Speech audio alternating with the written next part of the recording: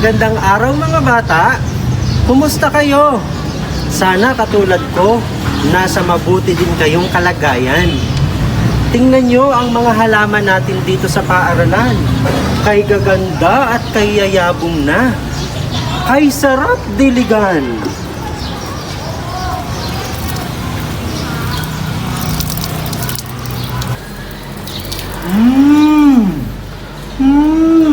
Ang bango! San kaya nagmumula ang mabango at masarap na amoy na iyon? Mga bata, tara, samahan niyo ako. Hanapin natin kung saan nanggagaling ang mabango at masarap na amoy na iyon. Tara, samahan niyo ako.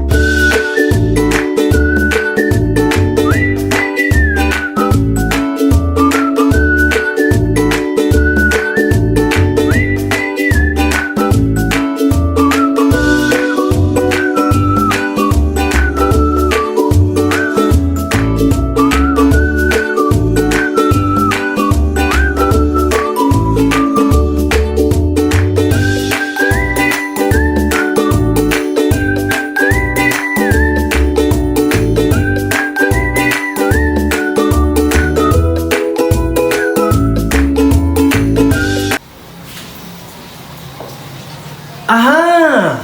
Dito pala nagmumula ang masarap na amoy na iyon. Amoy pa lang, nakakagutom na. Hello, Sir Hope! Aba, syempre naman, masarap ang niluluto kong pinakbet. Alam mo ba na galing yan sa ating garden ng paaralan ang mga sariwang gulay na ipinangsahog ko dyan? Aba, maganda yan, ma'am. Pwede ko ba yung tikman? Oo naman, sir. Sobrang yummy niya. Sobrang sarap niyan. Heto, at tikman mo. Sige, ma'am.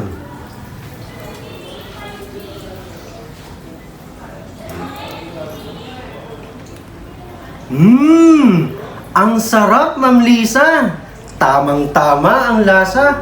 Kayo talaga ang reyna ng pagluluto sa ating paaralan. Salamat, sir. Ang galing naman ng panlasa mo. Aba, syempre. Mga bata, alam nyo ba ang mga bahagi ng ating katawan na ginagamit natin sa iba't ibang uri ng pandama? Halina at tuklasin natin ang mga ito.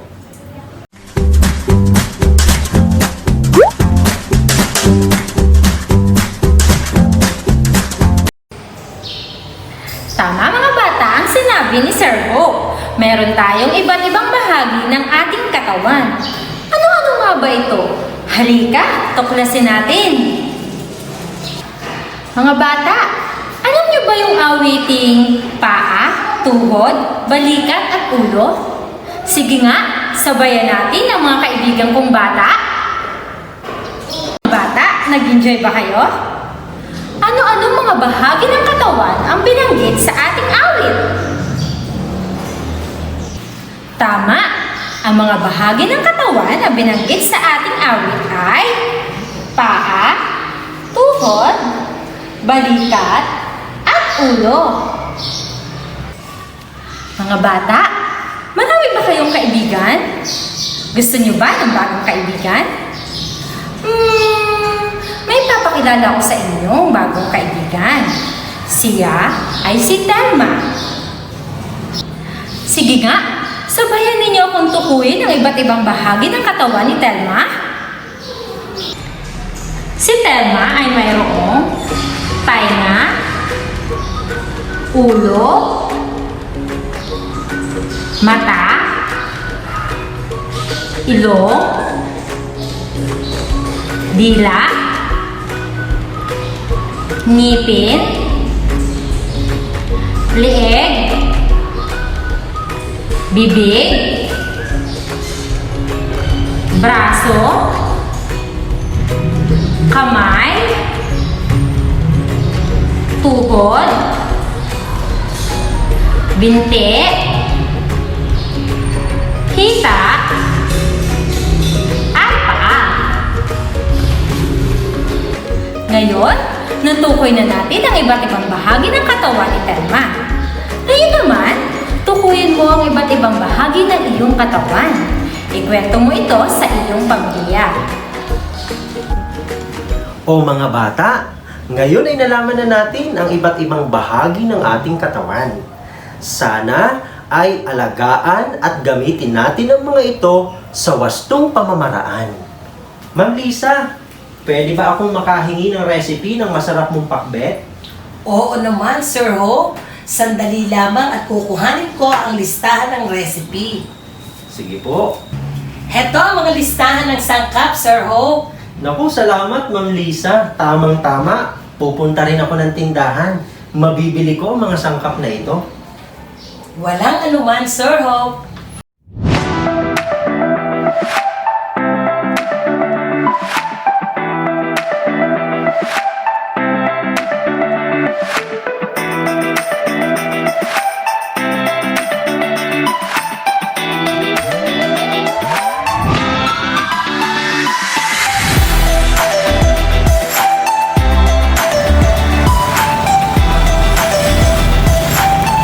Magandang umaga po, Nanay. Magandang umaga naman po. Ano po kailangan ninyo?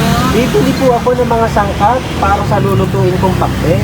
Meron po ako. May sariwa po akong talong, sitaw, at saka po may ampalaya. Meron din po akong toyo, at saka po yung suka. Opo.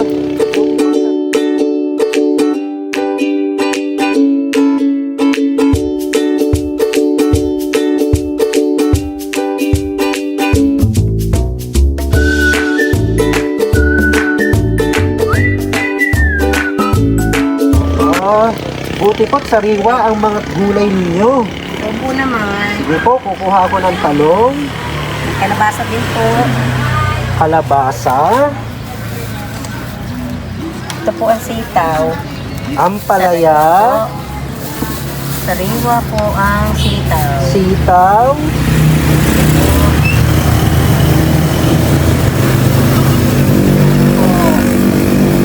Isa lang po tali. opo, tama na po ito. Sige po. Tsaka po itong bawang Sige po. at sibuyas. May kamatis din po. May kamatis din po. Opo, ito din po. Sige po. Meron din po akong toyo. Alin ba Ah, kung gusto niyo toyo? toyo? Pero mas maganda po kung ang lagay niyo po sa pakbet ay bagoong. May kasama din po Ay, bagoong. naubos na po pala ang akong bagoong. Okay, okay na po siguro Sir, ito. lagay na po yan, sir.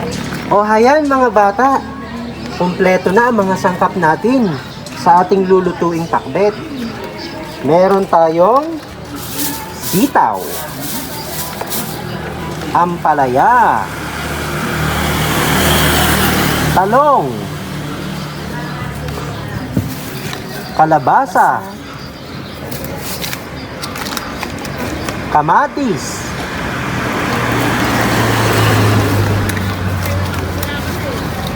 sibuyas,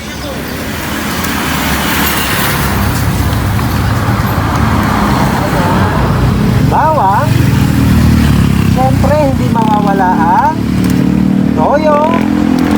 Alam niyo mga bata, sa pagluluto ng pakbet, pagsasama-samahin lang natin ang mga sangkap na ito upang makabuo tayo ng masarap na pakbet. So ayan nanay, salamat po, makapagluluto na ako ng pakbet. Hanggang sa muli. Salamat din po. O mga bata, alam niyo ba na ang pakbet ay isang halimbawa ng mixture o pinaghalo-halong sangkap? Halina at ating palawakin ang ating kaalaman tungkol sa mixture.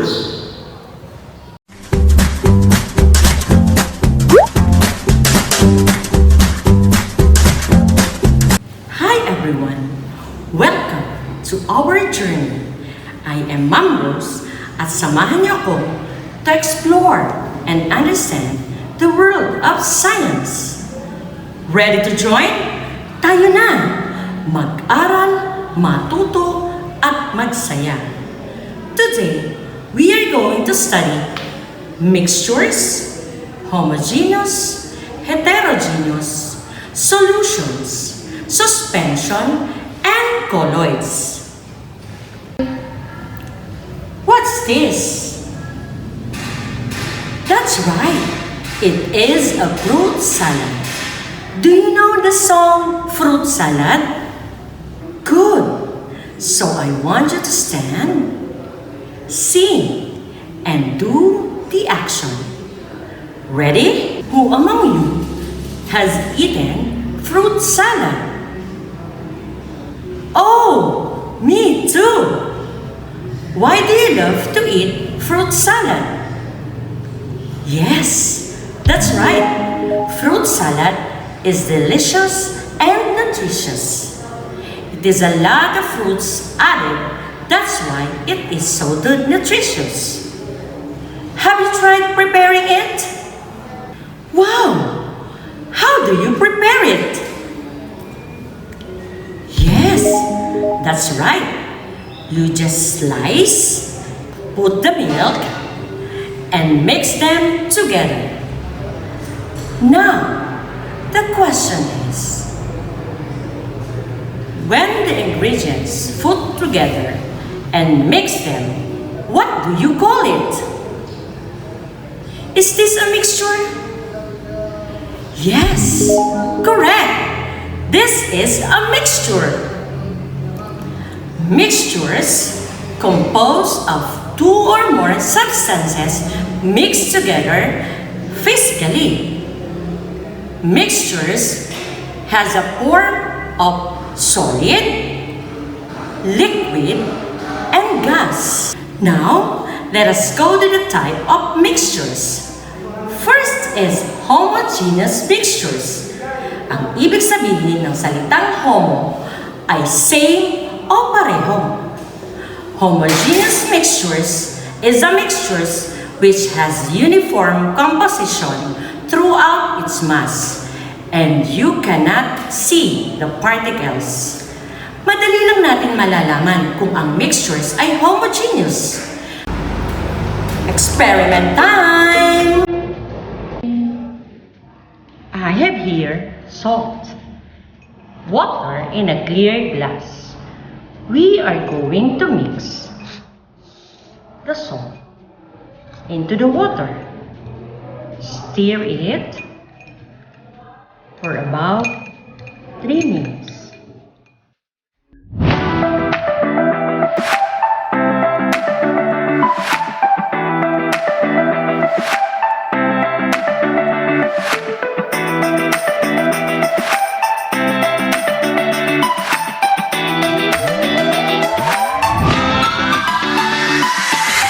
What have you noticed? Can you see the particles of the salt? You're right! Kapag hindi na natin nakikita ang particles o components ng isang mixture, hindi na natin mapaghihiwalay ang substances na ito, ito ay kinukonsider na homogeneous mixtures. Another example is air. Ang air ay pinaghalong oxygen, nitrogen, carbon dioxide, at iba pa. But only one composition, and that is air. Kaya, kinukonsider natin ito homogeneous mixtures. Now, look around your house and find example of homogeneous mixtures. May nakita ba kayo? Great! Ngayon, punta naman tayo sa heterogeneous mixtures. A mixture which has non-uniform composition. We can see the particles of heterogeneous mixtures. Experiment time! I have here oil, water in a clear glass. I am going to mix the oil into the water. Stir it.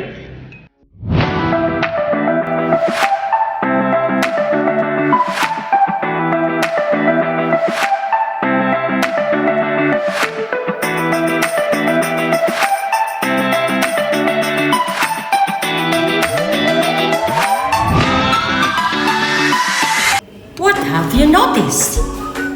Sumama ba ang oil sa water?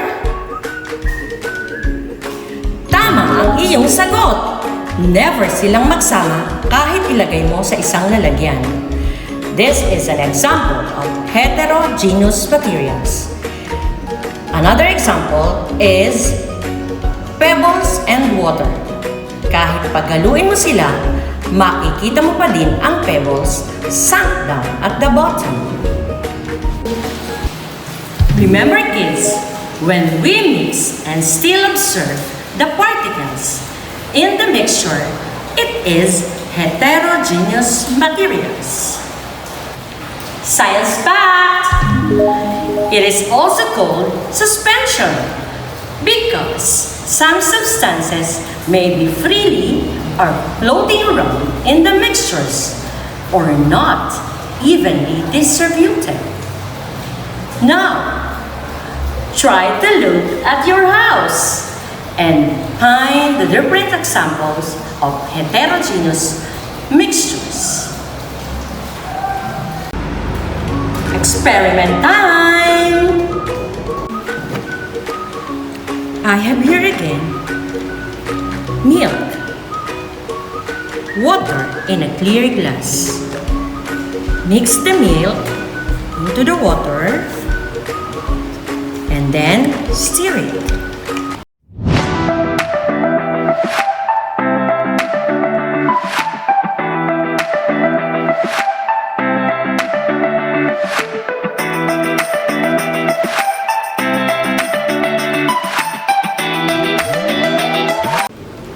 Kung mapapansin nyo, kumalat at nag-disperse ang milk sa water. That's what you call colloids. And what is colloids? It contains particles that are between the enzymes. They do not separate into layers. Another example of colloids are blood, mayonnaise, toothpaste, and pulp. O mga bata, sana may natutunan kayo sa araw na ito. Samahan niyo akong muli sa susunod na episode sa paglalakbay sa iba't ibang larangan at sabay-sabay nating paunlarin ang ating kaalaman dito sa Kulot Adventures. Lakbay, aral, saya.